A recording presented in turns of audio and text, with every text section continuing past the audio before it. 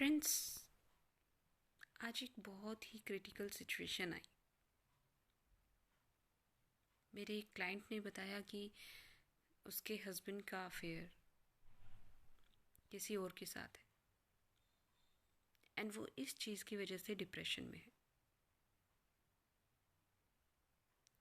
Can we believe what we are learning and what we are creating? क्या कर रहे हैं हम लोग और क्यों कर रहे हैं?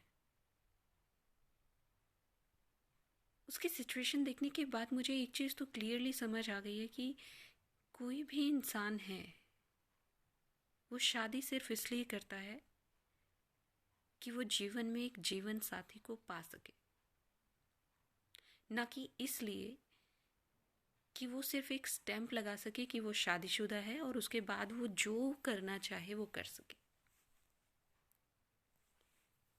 Guys, it's very very very critical situation.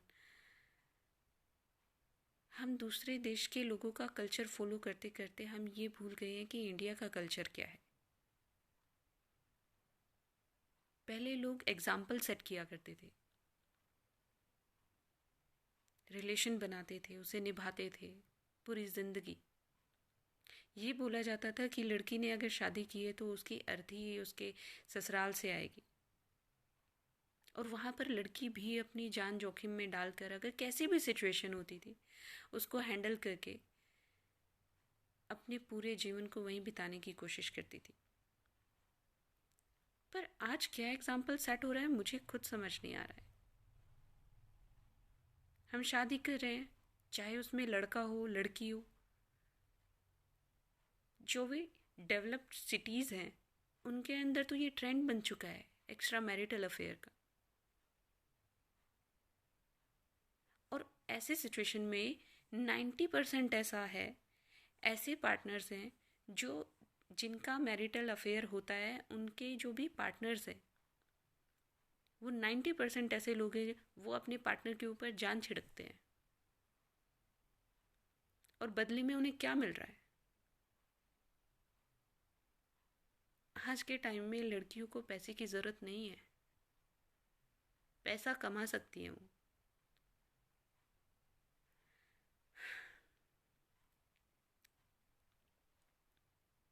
Parents अच्छी शिक्षा दे रहे हैं अपने बच्चों को, उससे वो एक क्लास तो हासिल कर रहे हैं लेकिन वो अपनी क्वालिटीज़ भूलते जा रहे हैं। इतना इन्वेस्ट करने के बाद भी अगर आप ये ना समझ पाओ कि रिलेशनशिप है क्या, तो ज़िंदगी में तो अशांति आएगी ही ना। हम एक नया ट्रेंड क्रिएट कर रहे हैं, सिर्फ अपने लिए नहीं, अपने बच्चों के लिए भी। अभी तो हम बहुत सारी चीज़ें नोटिस भी करने लगे। छोटे छोटे बच्चों के रिलेशन से, उनकी गर्लफ्रेंड से, बॉयफ्रेंड से,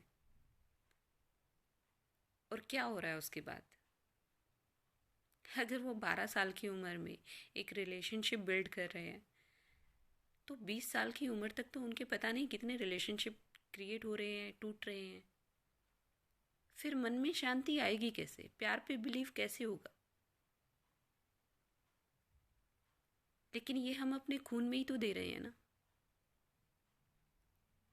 अगर हम शादीशुदा होकर एक कमिटमेंट करके जो भगवान के सामने की गई है उस कमिटमेंट को तोड़ रहे हैं,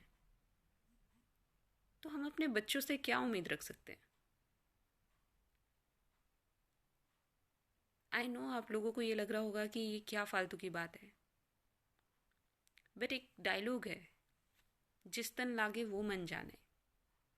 एंड मैंने उस क्लाइंट को फेस किया है। Trust me, she is so upset.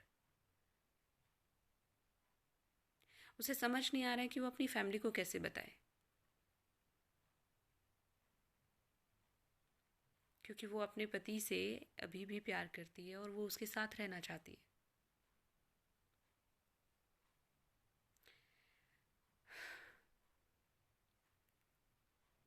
Guys, relationship इसलिए नहीं होता है कि आप थोड़ा सा टाइम उसे दो, बाकी टाइम में जो करो वो आपकी मर्ज़ी। अगर आप किसी के साथ ज़िंदगी प्लान कर रहे हैं तो उस ज़िंदगी को इस तरह से बनाओ कि आपको उस इंसान के साथ एक पल भी बोर फील ना हो। एक पल भी ऐसा ना लगे कि वो इंसान आपसे दुखी है, आपसे परेशान है। और ये सिर्फ एक पार्टनर के लिए नहीं है, ये दोनों पार्टनर के लिए है ये चीज़। ये बातें दोनों लोगों को समझनी पड़ेगी।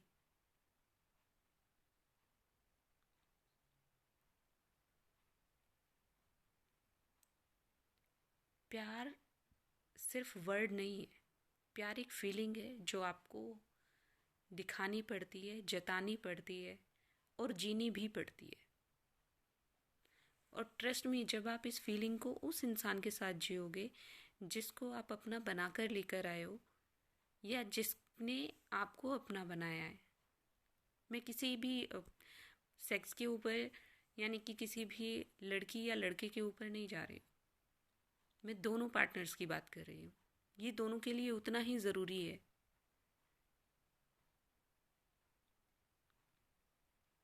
अपने भरोसे को, अपनी उम्मीदों को अगर आप किसी से लगा रहे हो और सामने वाला अगर उस चीज़ को तोड़ रहा है तो इससे बुरी चीज़ कोई है ही नहीं। आप पैसे का क्या करोगे?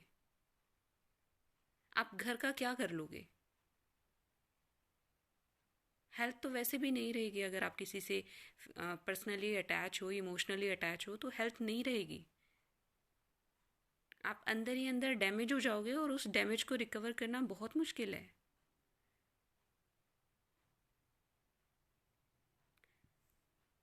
यंग जनरेशन शायद ये बात अभी नहीं समझ पाएगी, लेकिन एक ऐसी सिचुएशन आएगी जहाँ पर आप इमोशनली इतना वीक हो जाओगे कि आपको ना किसी इंसान पर भरोसा होगा, ना ही किसी चीज़ पर भरोसा होगा। और वहाँ पर आपको लगेगा कि ये दुनिया बेईमानी है। यहाँ पर रिलेशन बनाना ज़रूरी है क्योंकि आपकी फ़िज़िकल रिक्वायरमेंट्स है, लेकिन उसके अलावा आप किसी से अगर अटैच नहीं हो पाते हो तो आप मेंटली ठीक नहीं हो। एक टाइम के बाद आपको एक डॉक्टर की ज़रूरत होगी, एक मेंटोर की ज़रूरत होगी हर टाइम कि वो आपको गाइड कर सके। एक लाइफ कोच की आपको ज़रूरत होगी। कितनी सारी चीज़ें आप बिगाड़ रहे हो, आप समझ ही नहीं पा रहे हो। और वो भी उस इंसान को हर्ट कर रहे हो जो इंसान आपके लिए सबसे ज़्यादा वैल्यू रखता है। भगवान ने अगर कुछ चीज़ क्रिएट की है तो सोच समझ के ही की होगी ना।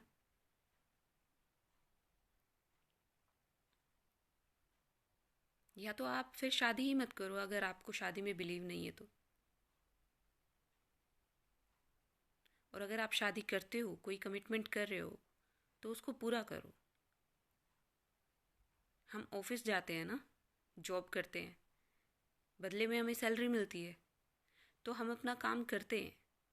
उसी तरह से जब आप शादी करते हो आपको एक पार्टनर मिलता है। सो उस पार्टनर की इमोशनली, फिजिकली, फाइनेंशियली रिस्पॉन्सिबिलिटी आपकी है। चाहे वो लड़की हो चाहे वो लड़का हो, दोनों को एक दूसरे का ख्याल रखना ज़रूरी है। और जहाँ पर भी आप अपनी जॉब से चूक रहे हो, जॉब गई हाथ से, उसके बाद क्या होगा? जैसे ही हमारी जॉब छूटती है फाइनेंशियली क्राइसिस आते हैं। उसी तरह से अगर हमारा रिलेशनशिप ख़राब होगा तो इमोशनल क्राइसिस आएंगे और इमोशनल क्राइसिस आपकी पूरी ज़िंदगी को ख़राब कर सकते हैं। अगर आप स्पिरिचुअली कनेक्टेड हैं तो स्पिरिचुअली ख़राब होते हैं, इमोशनली कनेक्टेड है इमोशनली ख़राब होती है, बहुत तरह से ख़राब होती है। मतलब मैं आपको ये एग्ज़ाम्पल दे भी नहीं पाऊँगी, इतने सारे एग्ज़ाम्पल हैं कि इस वीडियो के अंदर आएंगे ही नहीं। बट ट्रस्ट में आप अपनी ज़िंदगी ख़राब मत कीजिए और साथ साथ उस इंसान की मत ख़राब कीजिए जो इंसान आपको अपनी ज़िंदगी से ज़्यादा बढ़कर मानता है। Please take care of your relationships, चाहे वो किसी के भी साथ हो, माँ बाप, भाई बहन, पति पत्नी, किसी के भी साथ।